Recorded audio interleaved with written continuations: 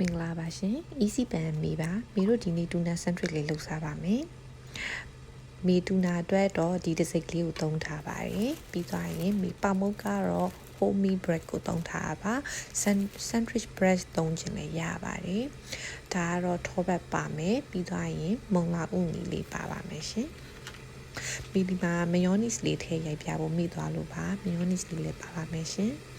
ပထမဦးဆုံးမေတို့ပကံတစ်လုံးနဲ့ကိုတူနာငါးကိုဖောက်ထည့်ပါမယ်တူနာငါးထဲမှာရေဒီပါတာဖြစ်တဲ့အတွက်ကြောင့်မေတို့ဖောက်ပြီးသွားရင်ရေကိုတုံပြီးတော့မှမေတို့ငါးကိုပကံလေးကိုထည့်ပါမယ်ပြီးမေတို့ mayonnaise လေးထည့်ပါမယ်ရှင်ပြီးသွားရင်ခုနကချစ်ထားတဲ့မုံလောက်ဦးမီလေးထည့်ပြီးတော့နှက်အောင်နေပေးလိုက်ပါမယ်အိုးပူပေးထားပြီးတော့အိုးတွေကိုထောပတ်လေးထည့်ပြီးအရေးပြောသွားတဲ့အထိလုပ်ပါမယ်ရှင်ပြီးသွားလို့ရှိရင်မေတို့ထောပတ်တီအကြီးပြောသွားပြီဆိုလို့ရှိရင်မေတို့ပေါင်မုတ်လေးထည့်ပါမယ်ပေါင်မုတ်လေးထည့်ပြီးသွားလို့ရှိရင်မေတို့ခုနကနေထားတဲ့တူနာငါးနဲ့ mayonnaise နဲ့မုံလာဥနေနဲ့ကိုထည့်လို့ရပါပြီ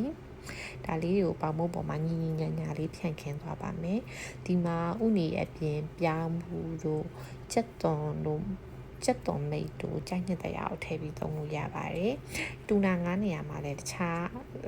ပေါင်ပစ္စည်းတွေကိုသုံးချင်တယ်ဆိုလို့ရှိရင်လည်းရပါတယ်ရှင်ကြက်ဥနဲ့ကြက်ဥပြုတ်နဲ့လည်းလွယ်လွယ်ကူကူ sandwich လုပ်စားလို့ရရပေါ့နော်အဲ့ဒါလေးကိုမင်းနောက်တစ်ခါကြာရင်ထပ်ပြင်ပေးပါမယ်ပြီးသွားရင်အပေါ်ကနေပေါင်မုတ်လေးတစ်ချက်ထပ်ဖြီးပြီးသွားလို့ရှိရင်အောက်ကပေါင်မုတ်သားလေးကျက်သွားတဲ့အထိထားပါမယ်အောက်ကပေါင်မုတ်သားလေးကဒီလိုလေးညိုလာပြီဆိုလို့ရှိရင်မီတို့တစ်ဖက်ကိုလှန်ပေးပါမယ်ပြီးသွားရင်အောက်ကနောက်ထပ်တစ်ချမ်းကိုထောပတ်နဲ့မီးထက်ကင်ဖို့အတွက်မီတို့အိုးတွေကိုထောပတ်လေးနဲ့ထပ်ထည့်ပြီးတော့အိုးလေးမှာအရေးပြောအောင်လုပ်ပြီးရင်အောက်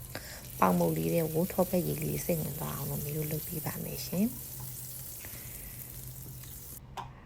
လုံးဝနည်းနည်းလေးအလုံးရှုပ်ပြင်မယ်လေရဟန်းစားလို့ကောင်းတာပါနှစ်ဖက်စလုံးကျွတ်သွားပြီဆိုလို့ရှင်မျိုးအိုးပေါ်ကနေဖယ်လိုက်ပါတော့မယ်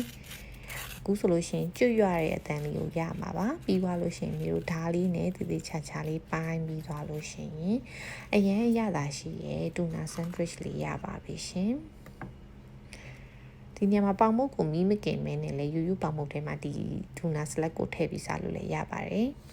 မေကူတူနာဘူးတပူသုံးသွားတဲ့နေရာမှာမီးပေါင်မုတ်၈ချက်နဲ့သုံးလို့ရပါတယ်အခုရန်ရတာရှိရမို့မေကတော့စားလိုက်ပါအောင်မယ်နောက်ဗီဒီယိုတွေမှာပြန်တွေ့ပါမယ်ရှင်ကျေးဇူးပါ